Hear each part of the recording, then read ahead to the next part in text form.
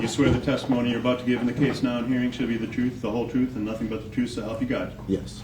Put your hand out, state your full name, and please spell your last name for our record. Solomon Sobande, Sobande.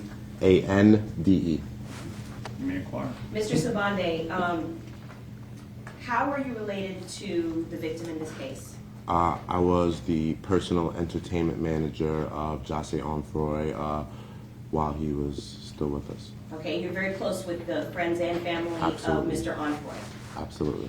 The statement that you are prepared to give today, it's a prepared statement as opposed to question and answer, correct? Correct. And it is on behalf of who? It's Besides on yourself? behalf of myself, Cleopatra Bernard, Aiden Kerr, and the entire family. Okay, and Ms. Bernard, all these people are present. Yes, they are. Ms. Bernard is the mother of the victim. Yes. Aiden is the brother of the victim. Correct. And who was the third person? you named? Well, our whole But family, our whole The family. whole is here. family? Exactly. Okay, and if you could just raise your hand if you're here on behalf of the victim? Okay, and so we can see who's present, okay? All right. Please, if you will, go ahead and, if you could let the court know what the impact statement is on behalf of the family. On June 18th, as a family, we received the worst call a family can receive. A call that informed us that our loved one was taken from us. Taken is a passive way to put it, because our loved one, Jase Onfroy, was senselessly murdered.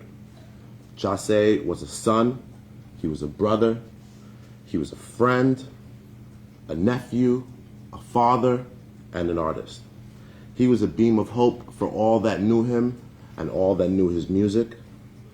But Jase's life was not only robbed from us and his family, it was robbed of his extended family as well. His extended family of millions of people across the globe. And how ironic it is that someone who selflessly used his platform to save countless lives loses his for no good cause. A young man's life was cut short at the tender age of 20. A young man well into his journey of becoming a man and leaving the world in a better place than he found it. We sat through this entire trial without seeing the defendants display an ounce of remorse for taking Jase's life.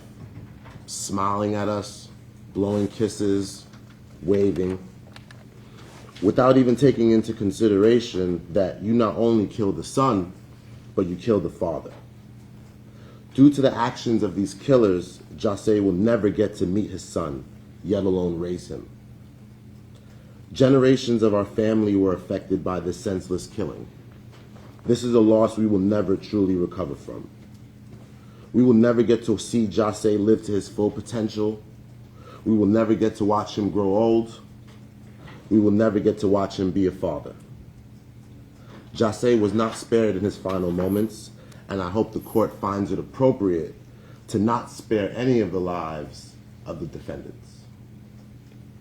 We would like to thank Pascal and the entire prosecution team for their incredible work.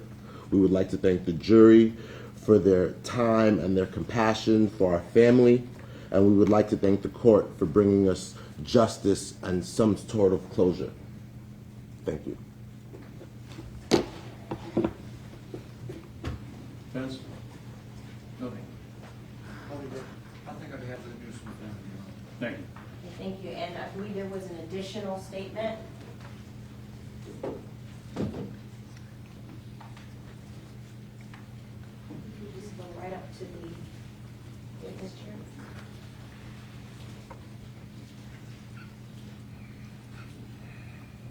Raise your right hand and be sworn. You swear the testimony you're about to give in the case now and hearing should be the truth, the whole truth, and nothing but the truth, so help you God. Yes. You may be seated. Thank State you. your full name, spell your last name for our record. It's Melody Jones, Jones. Ms. Jones, if you could please tell us, how are you related to the victim in this case, Mr. Jase Onfroy? I'm his grand aunt. Grand aunt. So that means that you're the sister of his grandmother? Yes. Okay, you've been here during the entire trial, correct? Yes, for the most part.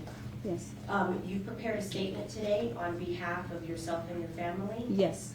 Okay, would you like to go ahead and read it as opposed to me asking questions and that? Sure. Okay, if you could at this time, go ahead and read your prepared statement. Under normal circumstances, my mom which is the great-grandmother, would have written something.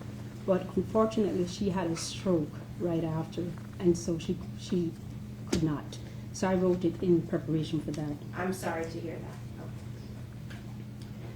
You murderers took not only a son, a father, a brother, a grandson, a great-grandson, a grandnephew, a nephew, a cousin, and a friend.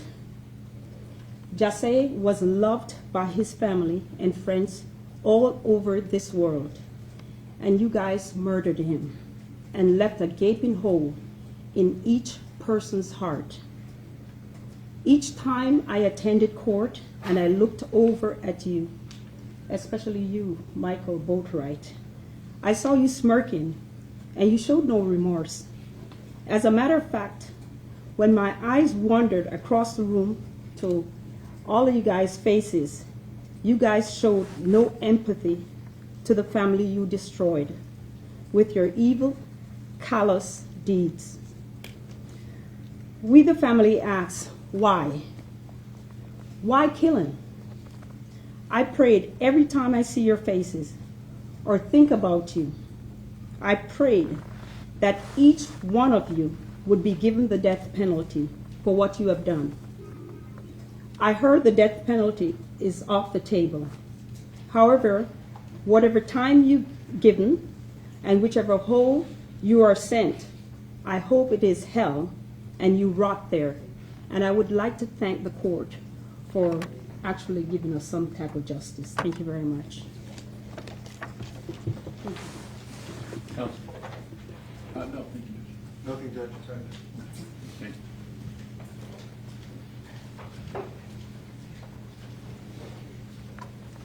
I just want to make sure before the state Sure. closes that, because I told the family they could change their mind up to the very last second. Fine. Is there anyone else on behalf of Mr. Onboard's family that would like to give a statement?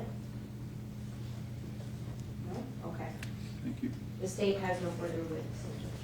All right. Let me turn first to counsel for Mr. Newsom. Did Mr. Newsom wish to allocute? My understanding is he does not. Trayvon, you and I discussed your right to give a statement today, and at this point in time, you feel there's nothing that you need to add to the proceedings, correct? All right. You understand you could make a statement to the court, either sworn or unsworn, and I will listen to anything you have to say. You understand? Do you wish to make a statement? No. Thank you. Counsel for Mr. Williams.